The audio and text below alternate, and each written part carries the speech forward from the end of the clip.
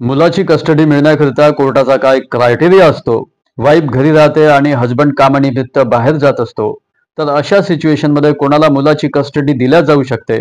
Wife आपल्या मुलाच्या विकासाकरिता वेळ देऊ शकते, तसेच त्याची काळजी सुद्धा घेऊ शकते जर ती घरीच राहत असेल तर अशा सिच्युएशनमध्ये कोर्ट तिला मुलाची कस्टडी देईल का? हजबंड त्या मुलाच्या विकासाकरिता योग्य ॲटमॉस्फिअर देऊ शकतो, मुलाला सिक्युरिटी प्रोव्हाइड करू शकतो, तो फायनान्शियली साऊंड आहे, तर अशा सिच्युएशनमध्ये कोर्ट त्या मुलाची कस्टडी हजबंडला देईल का? कोर्ट याबद्दल काय म्हणते हे सर्व माहिती करून घेऊया आजच्या या एपिसोडमध्ये. बॉम्बे हायकोर्टामध्ये डिसाईड झालेल्या एका चाइल्ड कस्टडीच्या मॅटरवरून.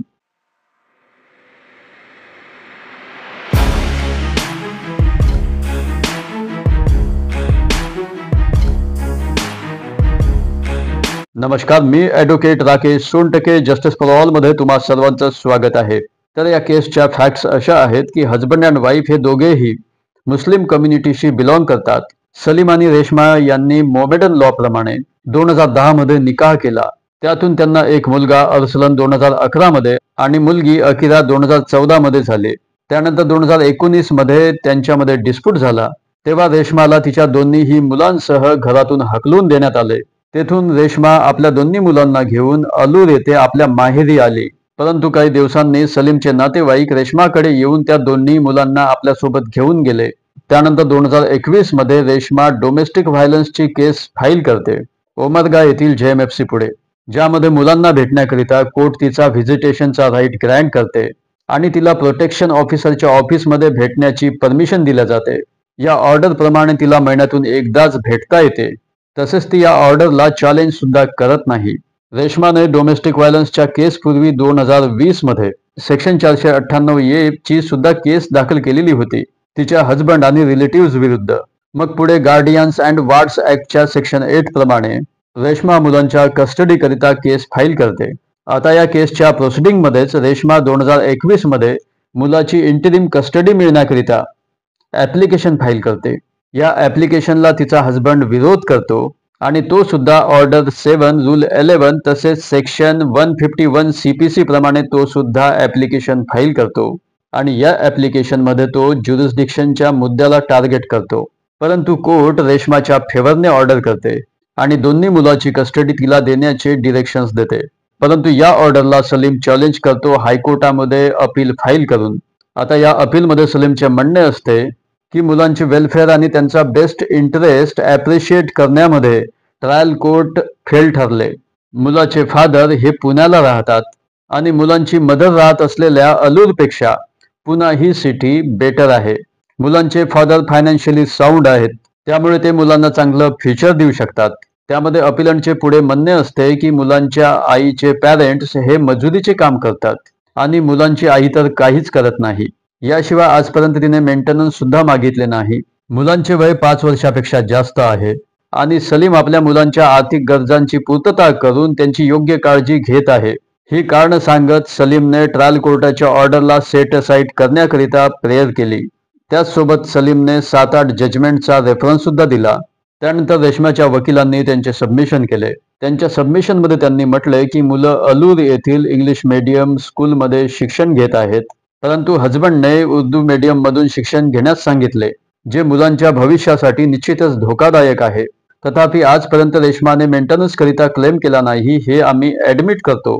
पुढे रेश्माचे वकील म्हणतात की सलीम कामानिमित्त बाहेर राहतात आणि त्यामुळे तो मुलांकडे योग्य लक्ष देऊ शकत नाही. या उलट उदरनिर्वाहासाठी घराबाहेर न पडणारी रेश्मा आपल्या मुलांकडे चांगले लक्ष देऊ शकते आणि असे म्हणत रेश्माच्या वकिलांनी अपील डिसमिस करण्याची प्रेयर केली. आता दोन्ही पार्टींनी आपापले सबमिशन केल्यानंतर हायकोर्टाने म्हटले की अपिलंट म्हणजे सलीमने ट्रायल कोर्टाच्या 2 ग्राउंड्सवरती अपील फाईल केलेली आहे. एक म्हणजे ट्रायल कोर्टाला ज्युरिस्डिक्शनच नव्हते ही कस्टडीची ॲप्लिकेशन एंटरटेन करण्याकरिता, आणि दुसरे म्हणजे ट्रायल कोर्टाने मुलांचे सर्वोत्तम हित आणि मुलांचे कल्याण या पैलूंचा योग्य दृष्टिकोनातून विचार केला नाही. आता जोपर्यंत अधिकार क्षेत्राचा संबंध आहे, ओमरगा येथे कस्टडीसाठी रेश्माने ॲप्लिकेशन फाईल करण्यासाठी सलीमने चॅलेंज केले होते. अपिलंटच्या मते मुले साधारणतः पुण्यामध्येच राहतात. ट्रायल कोर्टाने ज्युरिस्डिक्शनच्या मुद्द्यावर सुप्रीम कोर्ट आणि हायकोर्टाच्या वेगवेगळ्या जजमेंट्सचा रेफरन्स दिला. या वेगवेगळ्या जजमेंट्सला डिस्कस करण्यात आले आणि जेथे ही पिटिशन सुरू होती तेच ज्युरिस्डिक्शन होते या कन्क्लुजन वरती ट्रायल कोर्ट पोहोचले.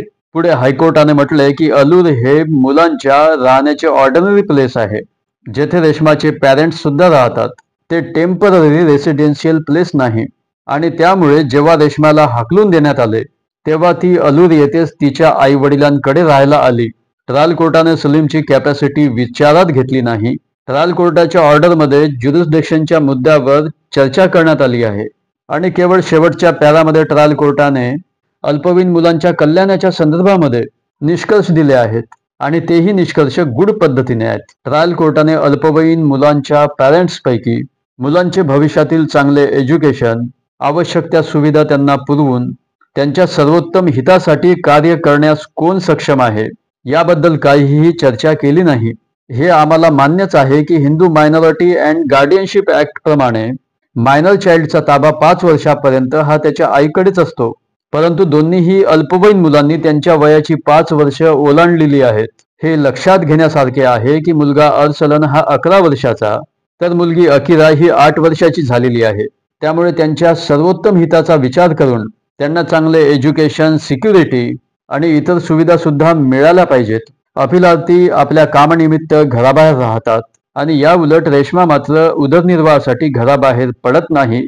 त्यामुळे मुलांच्या संगोपनासाठी आणि त्यांच्या विकासासाठी वेळ देण्यासाठी तिला ट्रायल कोर्टाकडून महत्त्व दिले गेले. त्यामुळे ट्रायल कोर्टाने रेश्माच्या बाजूनेच निर्णय घेतला. यावर हायकोर्टाने पुढे म्हटले की मुलांच्या विकासाकरिता वेळ देणे हा केवळ एक निकष नसून अल्पवयीन मुलांच्या पोषणात आर्थिक मदत, चांगले वातावरण आणि सुरक्षितता यासारखे इतर पैलूही महत्त्वाचे असतात.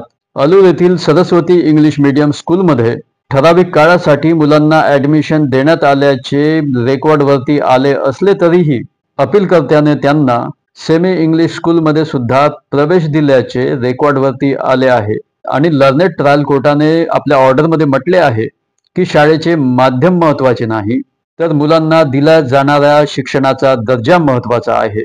पुढे असंही दिसून येते की जरी मुलांना उर्दू प्राथमिक सेमी इंग्लिश स्कूलमध्ये ॲडमिशन दिलेली असली तरीही हे लक्षात घेण्यासारखे आहे की ते पुण्यासारख्या शहरामध्ये शिक्षण घेत आहेत. पुणे आणि अलूर यांच्या जीवनमानाच्या संदर्भामध्ये कोणतीच तुलना होऊ शकत नाही. अलूर हे छोटेसे व्हिलेज असल्याने मुलांच्या उच्च शिक्षणासाठी तेथे चांगल्या फॅसिलिटीज नाही. याउलट पुणे हे अल्पवयीन मुलांसाठी अतिशय चांगले ठिकाण असल्याचे दिसून येते. आता पुढील पैलू हा आर्थिक सहाय्याशी संबंधित आहे. येथे हे लक्षात घेण्यासारखे आहे की रिस्पॉन्डंट वाईफकडे कोणताही इन्कम सोर्स नाही आणि म्हणून ती अल्पवयीन मुलांना योग्य शिक्षण देऊ शकत नाही. याउलट अपिलार्थी आर्थिकदृष्ट्या चांगल्या स्थितीत आहे, कारण त्यांच्या वकिलांच्या मते त्यांचा ट्रान्सपोर्टचा बिझनेस आहे. ते अनेक ट्रकचे ओनर आहेत. त्यामुळे मायनर चाइल्डला त्यांच्या योग्य संगोपनासाठी आणि त्यांचे फ्युचर सेक्युअर करण्यासाठी सर्व सुविधा उपलब्ध करून देण्यासाठी अपिलंट हा निश्चितच चांगल्या पोझिशनमध्ये आहे. लर्नेड ट्रायल कोर्टाने या सर्व ॲस्पेक्ट्सवर चर्चा केली नाही आणि योग्य ते कारण न देता त्या अल्पवयीन मुलांचा ताबा त्यांच्या आईकडे रेश्माकडे देण्यात आला, परंतु ती त्यांना चांगले भविष्य कसे प्रदान करेल याबद्दल काहीही मेन्शन केले नाही. त्यामुळे सर्व बाबींचा विचार करता ऑनरेबल सुप्रीम कोर्टाने केलेल्या ऑब्झर्वेशनवरून अपिलंट मुलांना चांगले फ्युचर देऊ शकेल. आता जोपर्यंत इमोशनल ॲस्पेक्टचा संबंध आहे, लर्नेड JMFCने 2020 मध्ये डोमेस्टिक व्हायलन्सच्या केसमध्ये व्हिजिटेशन राईट संबंधात ऑर्डर केली होती. त्यामुळे आता या संबंधामध्ये वेगळा ऑर्डर करण्याची आवश्यकता नाही असे म्हणत हायकोर्टाने अपील मंजूर केली आणि मुलांच्या कस्टडी संबंधात उस्मानाबाद डिस्ट्रिक्ट कोर्टाने केलेला ऑर्डर क्वॅश आणि सेट असाइड केला. तर या बॉम्बे हायकोर्टाने दिलेल्या जजमेंटवरून आज आपण समजून घेतले की मायनर चाइल्डच्या कस्टडीकरिता कोर्टाचा काय क्रायटेरिया आहे.